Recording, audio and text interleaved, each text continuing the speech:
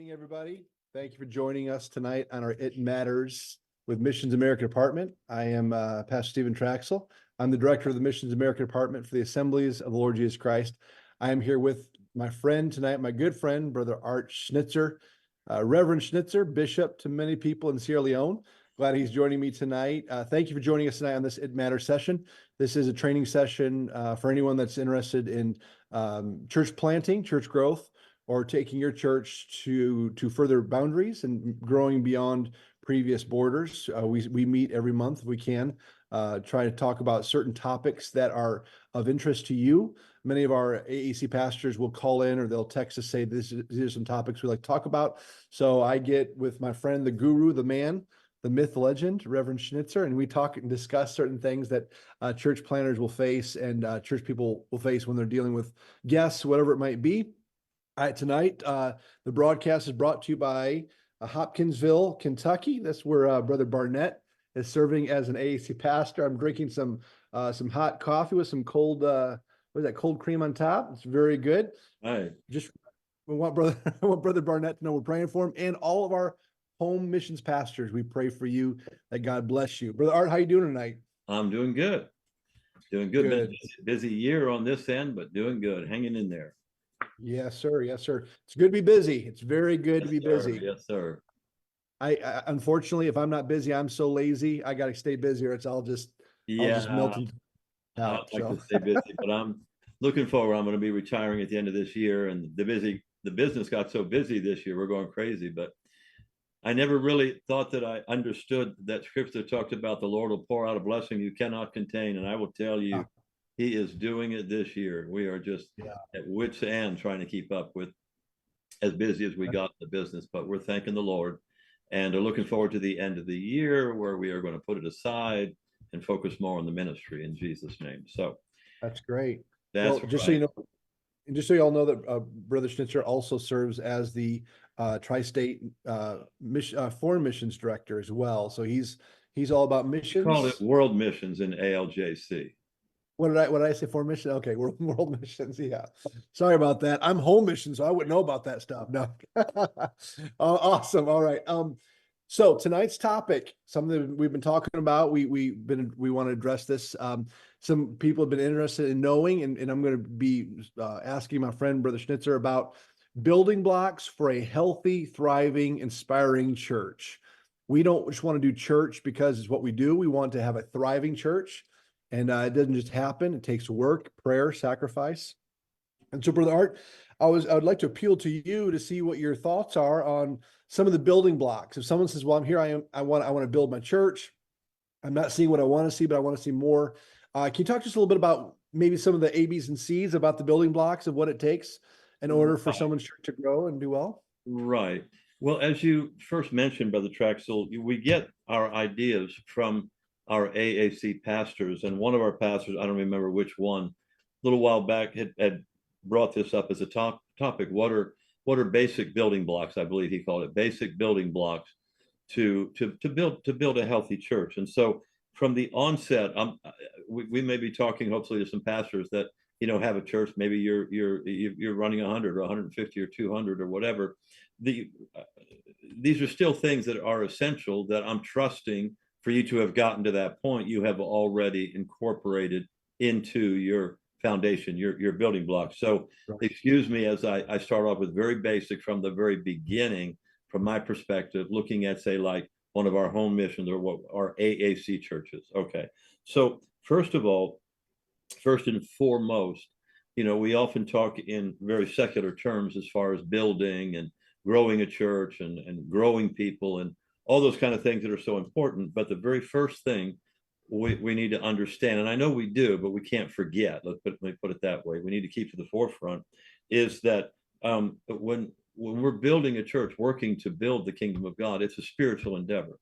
It's not a material thing. It's not a physical thing. It is a spiritual endeavor. And so in understanding deeply that it is a spiritual endeavor and that our everything is going to come from our strength and our faith and our trust in the Lord and our knowledge of the Lord. Mm-hmm. The very first thing in my book that I would look to is the pastor and the pastoral family starting out a church, and then that core group instilling, beginning to look at, building a culture, instilling in them the importance of prayer and fasting. Much prayer and fasting is going to be, the best cornerstone building block of a congregation, of building a church. And so I believe that very, very strongly, because that begins to then filter into and entwine its way into the fabric or the culture of the church. You want to have a prayerful church, a church that knows how to get hold of God, the church that knows the importance of prayer, that knows that it's all about Him. It's not about just our doing. Yeah, we can be wise. He that winneth souls is wise, and we've got to be wise with the Lord's resources and all that stuff. But He is at the very core, obviously, and we understand that. So that is building block number one that I would say would be regarding prayer and fasting. Now I'll let you give me, some before I just rattle all these off. Brother Trachsel, feel free to interject or. Yes, I like that, Brother Art, because you're hitting the principles that are so important to the church. Prayer and fasting, they don't make the top, exciting interest getters. People, they want to hear other stuff, but the importance of the spiritual matter is so important. People want to rush right to the programs. So how would you say to for someone that's maybe have a small church, how would you introduce prayer and fasting to their church? Would you say for a group to maybe do a prayer meeting, maybe start once a month as a church on a Saturday or Monday, fast? I know for our church, we fast quarterly. We'll do a week of fasting and prayer every quarter. Because I know a lot of churches will start out with do the 21-day fasting and prayer at the beginning of the year. But I want to make sure that we keep doing it each, throughout the year. So we do a quarterly fasting and prayer for the whole church. Is there a good way to start fasting and prayer and incorporating that? That's all a matter of what the pastor obviously would be accustomed to. Deb and I personally, we just fast a day a week, and then as we can on a quarterly basis, as we it honestly gets a little more difficult the older you get. I'm recognizing, but we like to try to do a multi-day fast once a quarter, and but we do definitely we're faithful to our one day a week fast. It's just to me that's totally up to the regime or the regiment that the pastor wants to instill. But I don't think there's anything, especially when you're really building and you're working, because we're going to be talking about building that core group. That is another one of the essential elements, is knowing how to build a core group and knowing how to build teamwork. We'll talk about that. But boy, there's nothing too wrong. I mean, if you're just starting out in the church, it's not likely that you're going to have two services on a Sunday, first of all. So you're probably going to meet once on Sunday at some point during the day, have a service, and you're going to meet for a midweek. And during that midweek, depending what's going on, you can certainly start out with a good 30 minutes of prayer. And I'll explain why I say that the way that I do. Is you've got plenty of time within a midweek service to take a good 30 minutes for prayer, even if they were to come before service, and instilling that in your core group and in your team workers and so forth. But however they want to do it, and I would hope that any of our AAC churches that would listen to, if they're not listening now, that would listen to our conversation, is already have some pattern. I mean, I would be straining in my credibility in my mind to think that somebody is going to go and try to start a church without understanding that it's built on prayer and fasting. You're not going to go very far without really knowing how to get hold of God and feeling after the Spirit. It's just not going to happen. And so, I'm hoping that all I'm doing right now is just underscoring and encouraging what is already being done, and just we can't downplay that at all. That's a very, very important element. However you do it, whether you come together for a fast quarterly. I know you guys come together more than quarterly to pray. I think you have I don't know if you've got a night of prayer, a prayer meeting night, or whether you pray before services, or how you do it. But prayer is essential. Prayer is essential. It's the key. Absolutely. So And go ahead. especially in today's modern times of quick fix, of course, go back to, I don't want to keep beating this horse, but go back to social media, the quick, text, everything's so fast. To stop, slow down, and get ourselves involved in the culture of prayer is just, and getting the next generation involved in that and teaching it, such a vital thing that you're talking about, because it's so important that we understand it's that we have to stay away from the celebrity culture, that we celebrate the most celebrated, the best speaker, whatever it is, that we get back to what matters. It's all Oh, about the prayer, how talented you are. It's absolutely. about the prayer. So thank you. Absolutely. Yeah, that's good. Absolutely. Absolutely. So that's number one. Yes. Now, in this next statement, I'm talking to those that are, even perhaps considering starting a work, or who are very young in their work, and maybe things are not working out the way they want right now. And one of the reasons I believe that is because I'm gonna say this, and I believe this with everything in me. And you and I have talked about this several times, Brother Trachsel, and we've talked about it with the team, and we've talked about it in our It Matters sessions. But the building is not, and I put on my little notes here, capital N-O-T. The building is not, in my opinion, one of the essential early building blocks.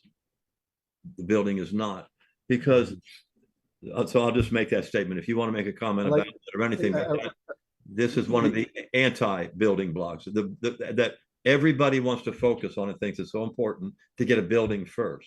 Build it, they will build it, and they will come, kind of thing. And I think that is putting the cart before the horse. And I just think it is messed up. Very young, a lot of very young church starts. And I'll explain why when I get to the next thing that I'm going to talk about here. So I like what you said there, because a lot of people feel like my next step is I got to get a church. So is your suggestion, Brother Art, starting a Bible study at someone's house and then see how that goes, and then maybe, or a coffee shop, or then going to a community center, rent that out? Is that what you'd say the steps Let me mention building block number two if you're going to build a church. And again, this was originally designed, this conversation, for our AAC churches, smaller churches, those that are just starting. Somebody in sincerity asked, let's talk about some of the basic building blocks. So one of the obvious, in my opinion, no-brainer building blocks is the ability to win a soul. Yeah. If you plan on trying to start a church and you are not a soul winner, Yeah. in my opinion, I have to question what you're doing. Yeah. What your motivation is. You want to talk about basic building blocks. Souls are the attainment of what comes from the prayer and fasting, as God draws people and leads us to people, and we begin to work with them. That's where our people skills and our soul winning skills come into effect. And so one of the next very important building block is for pastor or core team to really hone their soul winning skills, really learn their soul winning skills in whatever way works for you. My number one way, and I'm sure there's not anybody that's ever listened to me doesn't know it, is home Bible studies. And so I'm still a strong advocate of that one-on-one teaching, working with them, discipling them. Jesus taught one-on-one. Yeah, he spoke to multitudes in various settings, but his real teaching and his core group, he taught one-on-one or in small groups. And then they went and they multiplied geometrically, having been very, very well grounded and inspired by that teaching and that instruction. And in many cases, in some of our smaller startup churches, that is what is missing. We want to immediately get a building, get a pulpit, get a praise team, get a camera on it, and begin to preach to nobody. Begin to preach to our family. And I just think that it is backwards. You're offended by that, then I'm sorry you're offended by it. But I believe that one of the basic best ways to begin to build a church is through teaching. If I'm sitting here and I'm building a group of 10 or 15 people and I have them in Bible study and so forth, I'm not going to stand in front of them and preach a Sunday night message to them. First of all, I don't preach anyway, but you understand what I'm saying. I'm not going to get a set of speakers and a microphone and preach to them. I'm going to continue to teach them, to disciple them until it is without a doubt, God has shown me that yes, I have the ability to lead a group and to grow a group of people and to disciple a group of people. That's to me the way it works.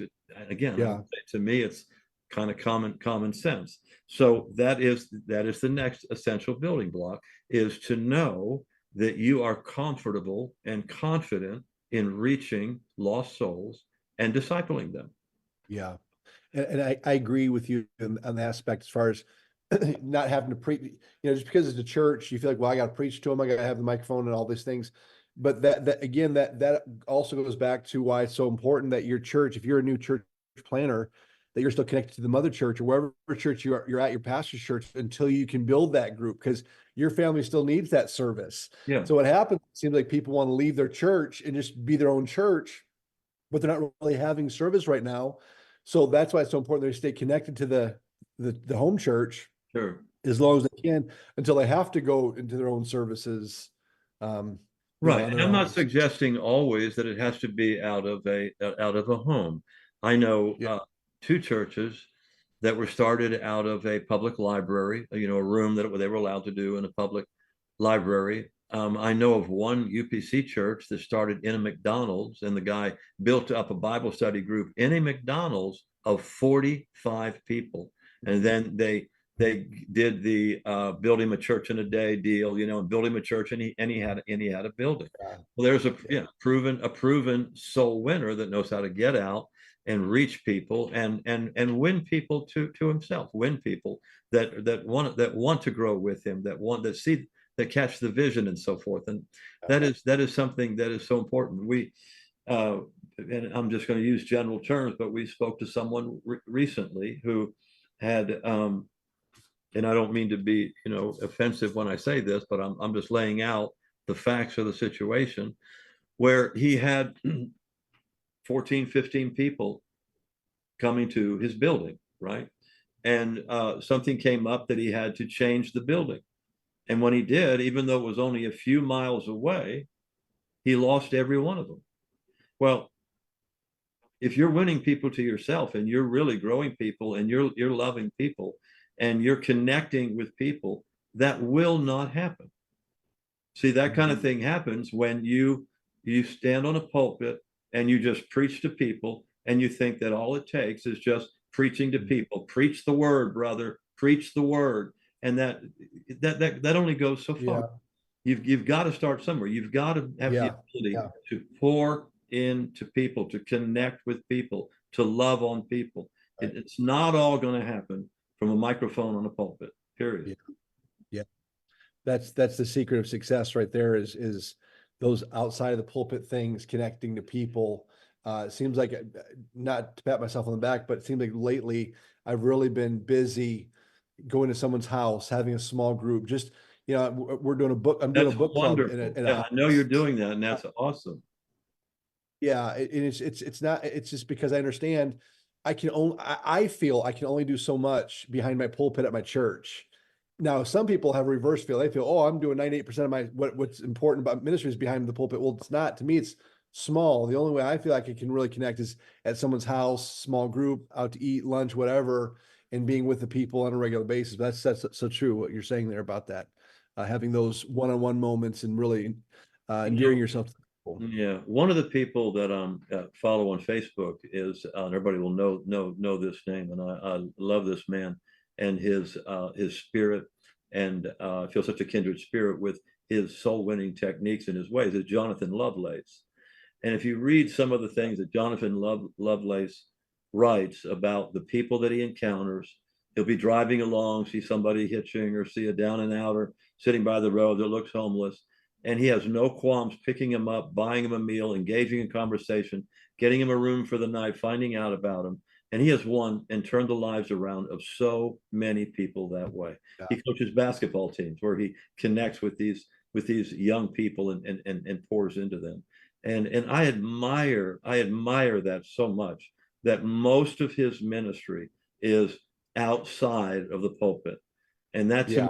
that to me is more of a church model than what we so often see. And what we so often see being developed in even some of our AAC churches, missing that, because that is another one of the essential building blocks in my opinion, is that ability, and we're kind of segueing into that ability to connect with people, disciple them, build teamwork, build camaraderie, and to be able to instill in them and inspire in them what the vision of the pastor is, that Yeah. they want to be a part of it, they want to hop on board, they feel connected, they feel like they're a part and growing into the culture of the church. They're feeling wanted, they're feeling needed, not just somebody sitting in a pew. I've won that one, I've won that one. Come on Sunday, I'm gonna preach to you. Come on Wednesday, I'm gonna preach to you. Shake your hand at the door. Come back again Sunday. See you.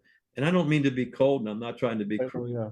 but I'm telling you that sometimes I Yeah. think we get things a little off in our approach. We're talking about building blocks. What I perceive as essential building blocks of a really healthy apostolic church, Christ-like Right. apostolic church. So, So so, that's another building block, is that building, the ability to build the team, really build right. a team and disciple them, build teamwork, Yeah. So prayer and fasting obviously is a key to everything. The building, the ability to win souls, teaching home Bible studies obviously is a key. If you're not teaching Bible studies, you're not winning souls, then the next steps aren't even available to you until you can do that. And then discipling those people that you're working with, and then building a team around the mission and the purpose behind the pastor's vision is what you're saying for the church. You know, you know, brother Traxel, and I know we have interviewed, and we have probably even are supporting now. And I'm talking plain. I'm very transparent person, really.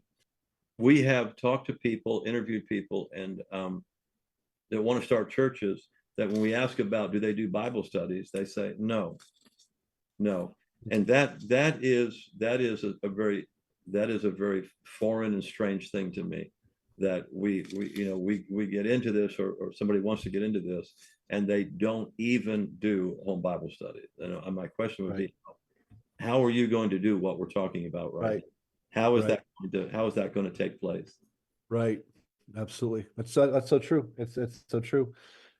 So we got to the prayer fasting, the Bible studies, and then team building. Do you want to speak more about that building block, or do you want to go into attracting the quality workers that every church wants? Let me just see what notes I had here. And let me just say this: if there is anyone watching this or listening, if you have any questions, please let us know. We'd be happy to answer questions you may have, or any topics. If we can't discuss the topic tonight, we'd be happy to discuss the topic maybe next time as well. So if there's something you'd like to hear us talk about, we'd be happy to discuss that as well. Right. So, I'm hitting on some of the basic things that help to develop a culture. And so one of those is that starts again right from the beginning, is clear communication. yes, Clear communication. And unless we're communicating clearly, the vision will not be carried through the leadership to the body. It just won't, yeah, unless it's clearly, very distinctly delineated exactly what the vision is and what the game plan is, laying out the game plan. It will not flow through and go to the body. So clear communication is another very yeah, good thing to build into your foundation. And I'll just finish this part with this.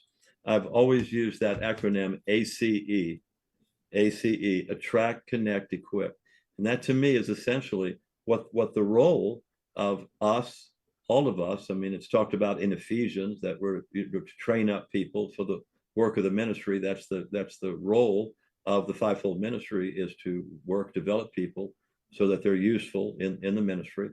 And so I just use that acronym ACE, attract, connect, equip.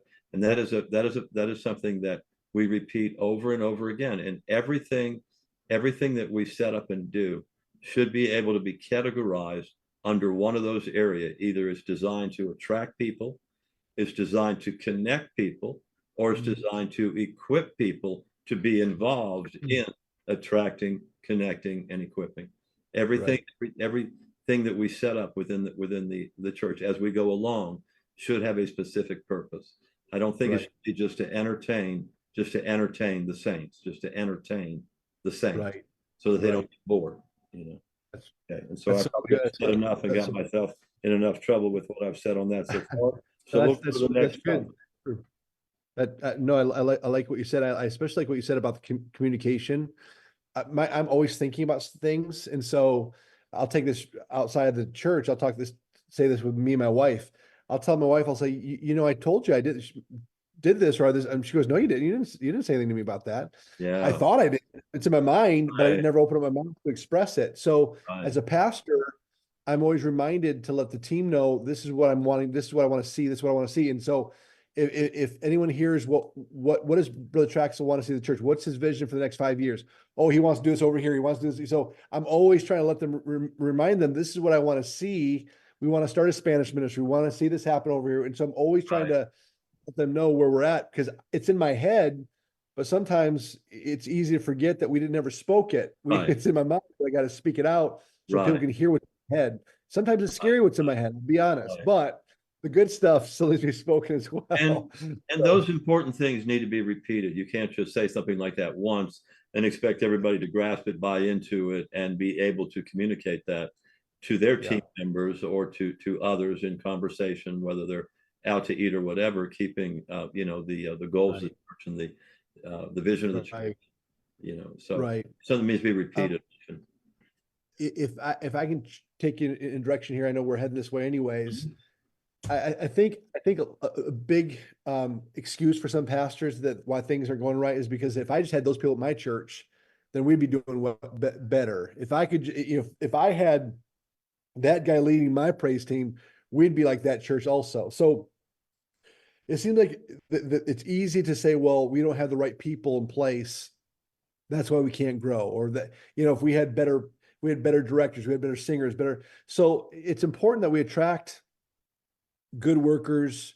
The kind of, how would you say, what's the best way of attracting, like as a church pastor, how do I attract that quality helper, that person I'm looking for to help in the church work? There's a lot of aspects to that. There's so many different ways you can, approach that subject. And you mentioned one of them in your segueing comments there to talk about this. We're talking about now attracting seasoned help. How do you attract a seasoned help? And we're talking specifically, let's start with just very, very, very young churches. Likes attract, water seeks its own level, birds of a feather flock together. There are certain maxims that are just, a part of human nature, that are a part of life. And so we're going to attract people that think like us. Really, it just works that way. We're going to likes attract. And so if you are, first of all, let me say, and I keep having to apologize here because maybe I'm being too blunt in some things, but if you find yourself attracting people that are not working out for you, or that you find you can't seem to work with and get along with, and that is a repeated process, the first thing you need to look at is you need to really talk to God about, hey, what am I putting off? What is it about me? Yeah. Again, likes attract. And so if you're attracting people that you're finding repugnant, you can just extrapolate that to what I'm trying to say here. You got to kind of look. And so you want to attract people that are seasoned help. And so first of all, you got to look to the potential that you've got sitting in your pews. That's the number one place. Sometimes our lack of having seasoned, trained workers is largely due to our inability to know how to train people in those areas. Okay. And so the weakness is in our training. And so we want to short circuit the process by attracting somebody that's already fully trained that can be a good help. And I understand that. I understand that. And but to be able to do that, this is where we start getting into the culture of a church. When people walk in our doors, let's start from square one. When people come to visit your church, what can end up happening, and again, I guess I'm specifically addressing some of our AAC churches, some of our smaller churches. When you begin to get your building, you're opening your doors and so forth, and let's say you're whatever city you're in, and you get a family that maybe for work, for military, for whatever reason, they like the area that you're in, they move into your city and they begin to look for a church to get involved in. And they're seasoned people. They're people that are experienced in whatever area of church work. Could be musician that you need, or any number of areas to fill. Might be tremendous soul winner. The first thing they're going to do, and they probably have already done before they even move there, is begin to research in the city what churches are available. And generally that takes place online. So if that's now on your website is the modern day, the 2024 foyer for your church. That's what they're going to open the door and begin to see what you are about. And so I strongly suggest, if you want to begin the process of attracting seasoned help, is to make sure you are putting the proper amount of time, money, and effort into a good, up-to-date website. That's number one, with good things on there. If you are filming, streaming your services, make sure that they look good streamed, that it's not just best, that you do like we're doing right now. And as the pastor of a church, just give a good Bible study, give a good talk that is then online for them to be able to hear that, rather than preaching from a pulpit with nobody seen, 2 or 3 people in the congregation, and you're streaming that. Again, I'm just throwing out ideas. I'm just showing out impressions, because first impression is everything. And the first impression for somebody looking in a city is going to come from your website. Of course, secondly, then if you get across that hurdle, then they're going to visit the church.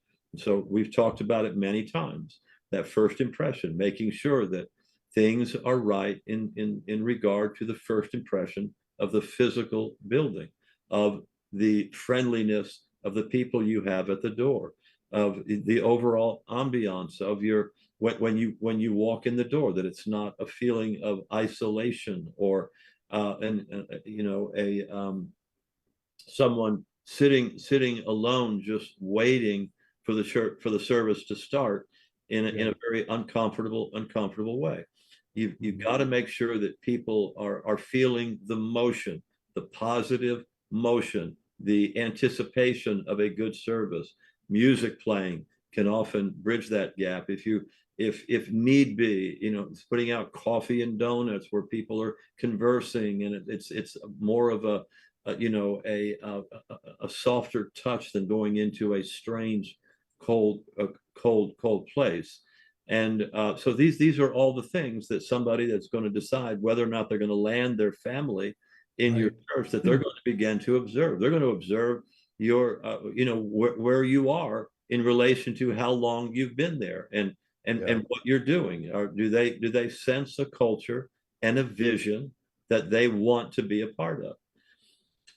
And I'll stop here before I say a few more things, Brother Trachsel, because I want you to, interject, input, output, overput, whatever you want to do. I want to say that the whole conversation, if someone's tuning in, just the fact that you reminded us again about the importance of a website is huge. I'd say the worst thing about a website is an outdated website. Yeah. So someone comes into checks out your website, and you're still got, the chili cook-off. By the way, I am a 2-time champ at my church for chili cook-off. I'm just going to say that. Just want to put it out there for anybody that wants to try to test me and see how good I am. But the worst thing is for someone to come onto our website at Grace Apostolic Church and see the 2023 chili cook-off date. So The it's Christmas so program, important. yeah. Mhm. It's important that our churches, if a pastor right now, if you have a website, go back and check your website right now. And remember, you got to think like a guest. Don't think like a pastor or the person that goes to church because they don't care. Think like a guest that's searching through your website. Does your website address the needs for the people that are looking for a church? The dates, is the calendar relevant?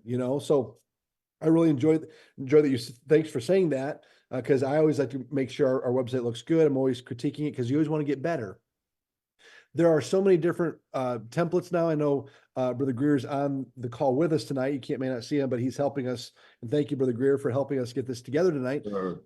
People like Brother Greer, people that know a little bit about IT. There's so many different website designers. Faith Connector, I think Wix. I think is it called Wix or something like that. It's called is one very cheap ways of doing it. They're templates. All you gotta do is take pictures out and put pictures in. Really simple for ogres like me that aren't very good tech savvy. They can go in there and work those. So there's definitely ways you can do it that without breaking the bank as far as making a nice front porch entrance that you said foyer. I call it front porch of the website. So yeah, that's very important that we make sure that's all relevant when someone comes to look for us. And we get a lot of people saying, "Yeah, I saw you through your website," and that was back when our website was not very good. Now, thankfully, we're updated now, but we had a Yeah, lot of people saying, "I saw you through the website."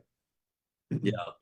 You guys are doing a lot of great things, Brother Trachsel. I've seen your church through the years in my, friendship with you over the last 7, 8 years, and well, you guys have come a long way. You have wonderful presentation online, everything. I love it.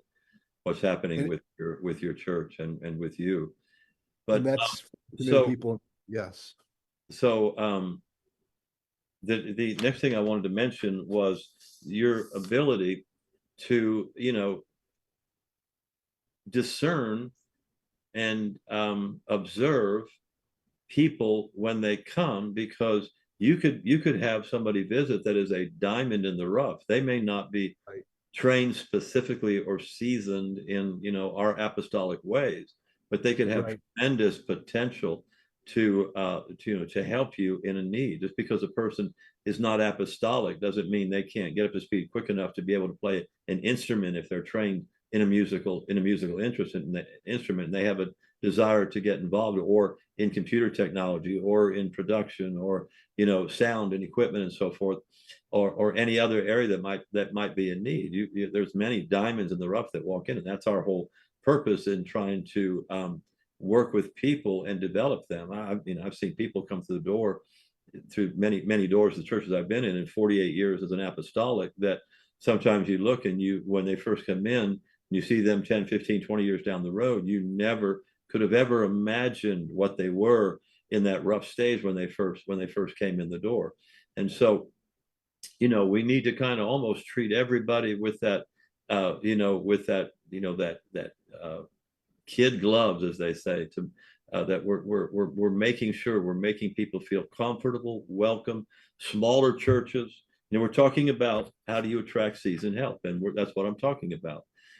If you're a small church, you're not getting a volume of visitors that you can, and maybe some other couple in the church that you train up to, be able to take somebody out for lunch after they visit your church, to really get to know them on a more personal level. And that breaks down walls. There's something about eating together, that breaking bread and fellowship that's talked about in scripture in Acts. Daily they broke bread together and they fellowship together from household to household. And that, we know how apostolics love to eat. And so that's a part of our culture. A part of our culture, yeah, is that breaking bread together and so forth. And so little things like that can go a long way, as part of our skills, our part of our people skills is what I want to say. Also, it's not a bad idea at all to keep your name before, and your needs before, the different Bible colleges. And I know that FAC, we just bought a building for a training center that's just in the early stages right now, in the architectural stages of being prepared for renovation, and will be renovated, and will become a training center for the organization, for any organization, anybody who wants to be trained in any aspect of foreign mission work, home mission work, musician, production type work, any type of position like that. And so you're going to, when that starts, if you're looking for seasoned help, you're going to want to have your name before us here at FAC to let the needs be known. And so because the whole purpose of this training center is to train people to a point that when they leave our door at that training center, they're going to go work somewhere. They're going to get a position somewhere. That's right. It's not like a regular Bible school. It's a specific 6 to 9 month training center that will be, bringing people up to speed with the practical skills for whatever ministry it is that they have in mind to get into right away, right now. The time is short. And so, but at that and other, Bible schools, I have a friend that in Venice, Florida, a couple that we brought in through a home Bible study years ago, and they're in their 6th year now. In their church, they just bought some property in Venice, and their home mission church are doing very, very well. And what they have done a couple of times is, I believe one came from a Bible school, a worship leader, and another one, I don't know how they found out about it, but somehow it was a pastor's daughter, I believe, from somewhere around Connecticut or something. And, they brought them in as interns. They didn't have to pay them a lot, just help them with their apartment rent. And young people are wanting to, develop their skills and build their resume and so forth. Not even necessarily with the idea that they would stay forever, but part of the scaffolding along the way, to help build. And so tapping people in that way from local churches where you've got a relationship with a pastor that will allow that even for a season, to say, can they come help for a season, 6 months or a year and so forth. So there's many different ways and ideas to be able to try to attract, but in whatever way, in whatever method you use, whatever you do, you're going to want to have the kind of culture that people want to be involved in. They've got to have a reason to want to be there. You can't hold them any other way. You can't force them to stay. So it's got to be a church with a very positive forward motion, with a sense of anticipation in services, that you're building a revival church. You're building something that's building momentum, that's got a healthy culture that somebody can thrive in, that sense they can grow in. These are the things that people look to when they're considering moving. Right. I like what you said about the potential on the pew is huge. The potential, like, that's already in our church. Yeah. If you got a church of 15 or 20 people and you got 1 or 2 young people in there that could be used, not to overlook them. Every baseball team has a farm league, and they raise these young men up in their farm league.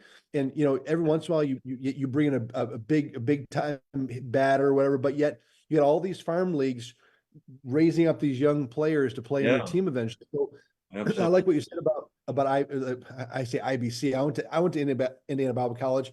It was great for me as a young person at 17, 18 to leave the church, to go to Indianapolis, to go and be on my own and just kind of get away from the church a little bit and grow up a little bit. My daughter was there with you.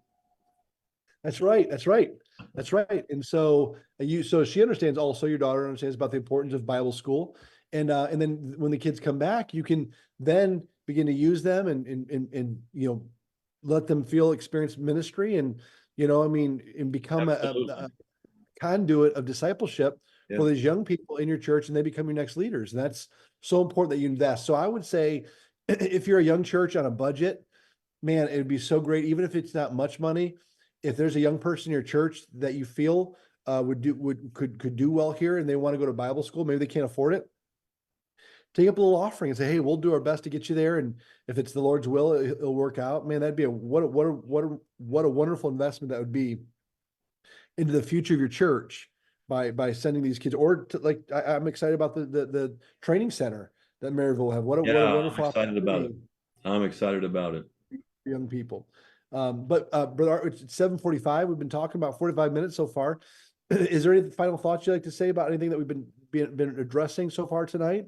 Building blocks, or anything you'd like to add? Or do we have anybody, Brother Greer? Do we have anybody that's asked any questions or made any comments? Anything? Nothing. No feedback. Nothing. So we did have Brother Barnett had asked about the cost of websites, and Brother Greer let him know that some of these websites you can do for free. So what we can do with Brother Greer, we can maybe in our on our Facebook or wherever, we can give some information about how to where to look for a website design or whatever, and we can put that into our bio so people can find out for themselves.